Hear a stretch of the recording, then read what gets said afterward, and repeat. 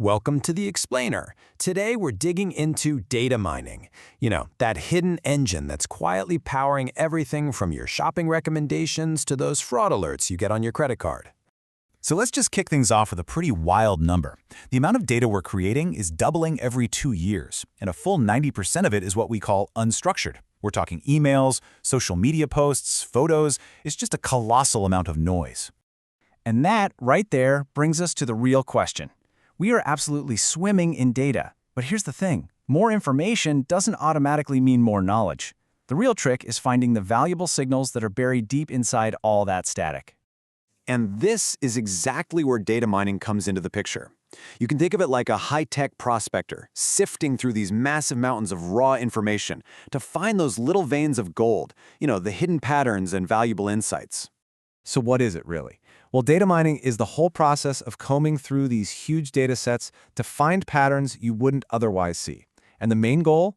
To predict what might happen in the future by really understanding what happened in the past. But, finding this knowledge gold isn't as simple as just hitting run on some program. Nope. It's actually a pretty sophisticated, multi-stage process that's designed to systematically turn all that raw data into something genuinely useful. And this whole workflow has a name. It's called Knowledge Discovery in Databases, or KDD for short. A great way to think about it is like an assembly line. The raw materials, that's our data, go in on one end, and on the other, out comes finished, valuable knowledge. Okay, so let's walk through it. First up is cleaning and integration. That's where you take all this messy data from different places and put it all together.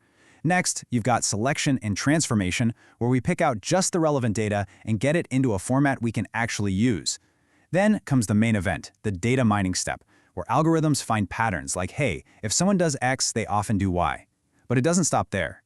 The last, and maybe most important step, is pattern evaluation. That's where we figure out which of those patterns are actually interesting and useful. So once we get to that mining part, what are we really looking for? Well, it turns out that pretty much every data mining task boils down to one of two fundamental goals.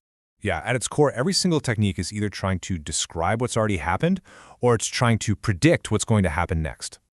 I absolutely love this analogy. Think of descriptive mining as looking in your car's rearview mirror. It helps you understand exactly what happened. Predictive mining, on the other hand, uses that same information to look out the windshield and forecast what will happen. Now, I know this all might sound a little academic, but I promise you, you interact with the results of data mining every single day. Let's look at a few examples from the real world. Have you ever wondered why the chips are so often right next to the soda in the grocery store? That's market basket analysis at work. It's a classic descriptive technique that finds links between things people buy. By knowing that if a customer buys X, they're probably going to buy Y, stores can completely optimize their layouts and their sales. Or think about banking. Predictive models are running 24/7 to protect you. They learn your normal spending habits. So when a transaction suddenly pops up that doesn't fit, like, say, a huge purchase in another country, the system flags it as possible fraud. It's an incredibly powerful way to spot anomalies. And the impact here goes way beyond just shopping and banking. In healthcare, for instance, data mining can analyze patient data to figure out which treatments have the best outcomes for certain illnesses. It can even analyze insurance claims to better understand patient needs. It's all about improving care. So a data mining system can spit out thousands, even millions of patterns. A buys B, C is correlated with D. But this brings us to probably the most important question in this whole entire process. Is any of it actually interesting? And that's the key takeaway. True knowledge discovery isn't just about a machine finding correlations. It's all about that final step, the evaluation.